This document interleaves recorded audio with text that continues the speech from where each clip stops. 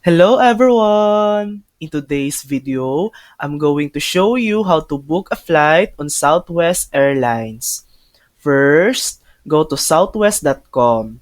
Make sure flights is selected. Enter your departure city, arrival city, travel dates, and the number of passengers. If you have a promo code, you can enter it here. You can also choose between round trip or one way and select whether you want to pay with dollars or Southwest points. Once you've entered everything, click search. You'll now see all the available flights for your chosen route and dates. Simply pick the flight that works best for you and follow the prompts to complete your booking.